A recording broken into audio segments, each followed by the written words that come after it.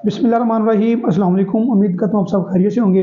नाज़रीन करम, आज की 2-3 बड़ी अहम डेवलपमेंट सामने आई हैं, उनका हवाला भी आपके साथ डिस्कस करने जा रहा हूँ। पहली डेवलपमेंट ये है कि पाकिस्तान तहरीक इंसाफ को बल्ले का निशान वापस मिल गया है। पेशावर हाई कोर्ट ने बड़ा तफसीली फैसला जारी किया और उस फैसले में बाकायदा तौर पर यह कहा गया कि चीफ इलेक्शन कमिश्नर की इंटेंशन पाकिस्तान तहरीक इंसाफ के हवाले से अच्छी नहीं थी। आपका जो इख्तियारात हैं, आपने अपने इख्तियारात से तजावज़ किया। उस फैसले की तफसील आपके सामने डिस्कस करूँगा। और इसके अलावा इमरान खान का जेल से जो पैगाम है जनरल बाजवा की मुलाकात के हवाले से, जनरल बाजवा ने जो उनको ऑफ़र की थी, क्या ऑफ़र की थी, उसका हवाल भी आपके साथ डिस्कस करूँगा। और इसके अलावा तीसरी अहम डेवलपमेंट ये है कि पाकिस्तान में मिलिट्री कोर्ट और फौजी अदालतों का जो ट्रायल है वो कलअदम कर दिया गया है सिविलियन की हद तक। इस सिविलियन का जो ट्रायल है फौजी अदालतों में नहीं हो सका। इस पे मैं पहले भी बहुत सारे वीलॉग कर चुका हूँ कि हमारा कॉन्स्टिट्यूशन ये कहता है, हमारा आईन पाकिस्तान ये कहता है कि फौजी अदालतों में किसी सिविलियन का ट्रायल नहीं हो सकता। आज सुप्रीम कोर्ट का तफसीली फैसला सामने आ गया, उसकी तफसील भी मैं आपके साथ डिस्कस करूँगा। पहले हम बात कर लेते हैं पाकिस्तान तहरीक इंसाफ से जो बल्ले का निशान है, वो चीफ इलेक्शन कमिश्नर ने इसलिए वापस लिया था कि उन्होंने इंट्रा पार्टी इलेक्शन जो है उनमें कोई 2 नंबरी की थी। उनमें बाकायदा तौर पर लोगों को पार्टिसिपेशन का मौका नहीं दिया था और बहुत से पॉइंट उन्होंने एलिगेशन लगा के और पाकिस्तान तहरीक इंसाफ से बल्ले का निशान वापस ले लिया था।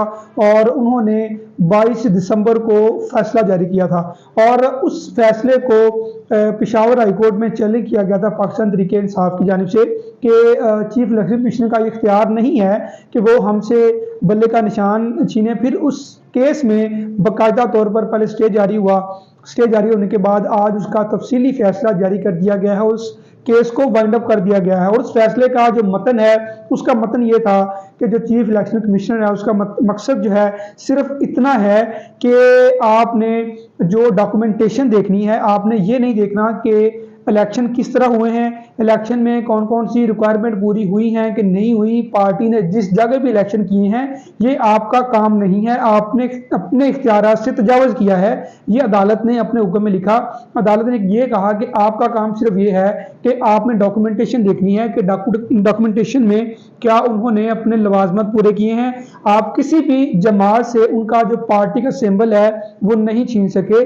और बाकायदा तौर पर यह कानून भी है कि जो पार्टी एक निशान पर पहले इलेक्शन लड़ ले, दोबारा उससे वो निशान भी नहीं छीना जा सकता। इसलिए इन तमाम जो लवाजमात है इनको मद्देनजर रखते हुए पेशावर हाई कोर्ट ने ये फैसला जारी किया है कि जो चीफ इलेक्शन कमिश्नर फौरी तौर पर एक तो बल्ले का निशान पाकिस्तान तहरीक इंसाफ को अलाट करे और वेबसाइट पर भी उसको नुमाया तौर पर जो है लगा दे और बताया जाए कि तहरीक इंसाफ पर कोई कतगन नहीं है। ये सारी डिटेल जो है अपने फैसले में लिखी गई है पेशावर हाई कोर्ट की जानिब से और बाकायदा तौर पर वो फैसला भी जारी कर दिया गया है। अब देखते हैं कि क्या उस फैसले पर इम्प्लीमेंटेशन होता है, क्योंकि हम देखते हैं कि इवन के यहाँ पे अभी पाकिस्तान की जो सूरत हाल है, सुप्रीम कोर्ट के फैसलों पर भी अमल दरामद नहीं हो रहा। खैर वो देखते हैं कि वो पेशावर हाई कोर्ट के फैसले में अमल दरामद होता है या नहीं होता, या फिर वो कंटेम्प्ट में जाना पड़ेगा।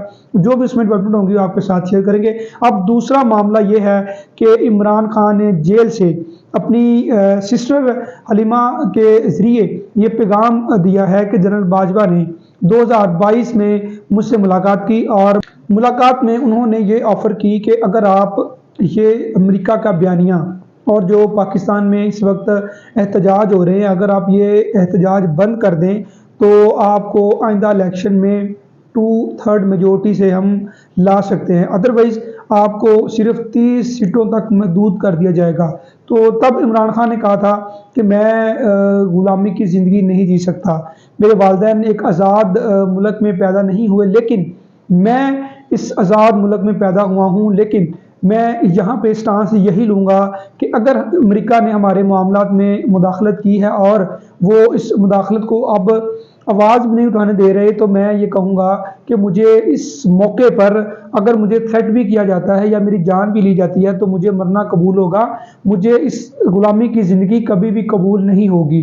और इसके अलावा जो तीसरी डेवलपमेंट है वो है कि इमरान खान को جو فوجی عدالتوں میں لانے کا پلان تھا وہ بھی چکنا چور ہو گیا ہے۔ فوجی عدالتوں کا جو قیام ہے، سپریم کورٹ آف پاکستان نے باقاعدہ طور پر یہ تفصیلی فیصلہ جاری کر دیا کہ کسی سویلین کا ٹرائل فوجی عدالتوں میں نہیں ہو سکتا۔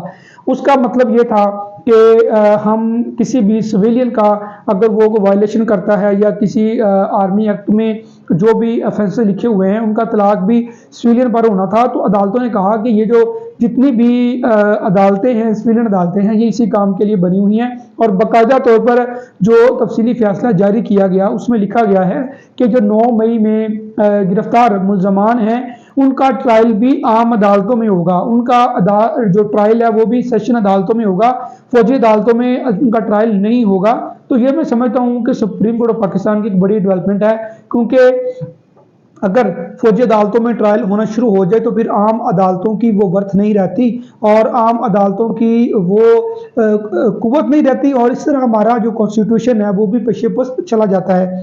اور باقاعدہ طور پر جسٹس منیب اختر نے اپنے فیصلے میں لکھا کہ ہم فورن ملک میں بھی رہ کے آئے ہیں، جب ہم اسٹڈی کے لیے گئے تو وہاں پہ مختلف خانہ جنگی اور مختلف طرح کے حالات دیکھے، لیکن کسی بھی صورت ان ممالک نے اپنا جو کانسٹیٹیوشن تھا اور جو ان کے وہاں کے قانون تھے انہوں نے کسی بھی صورت منسوخ نہیں کیے۔ انہوں نے کسی بھی صورت جو ہے آرمی عدالتوں کو کسی بھی صورت انہوں نے الاؤ نہیں کیا۔ تو یہاں بھی ایسی کوئی خدا نہ خواستہ صورتحال نہیں ہے کہ ہم جو ہے فوجی عدالتوں کے قیام کو الاؤ کریں۔ تو یہ آج کی بڑی ڈیولپمنٹ تھی، اور اس میں ہم دیکھتے ہیں کہ پاکستان تحریک انصاف کے لیے خوشخبری بھی ہے اور عمران خان کا جیل سے پیغام بھی ہے، اور تیسری جو ڈیولپمنٹ تھی کہ فوجی عدالتوں کا قیام وہ بھی عدالت نے کلزم قرار دے دیا گیا ہے۔ اس کے علاوہ جو عمران خان کی رہائی کے معاملے میں اہم خبریں سامنے آ رہی ہیں اس کی تفصیل میں آپ کے ساتھ ڈسکس کروں گا۔ اپنا بہت خیال رکھیے گا۔ اللہ حافظ۔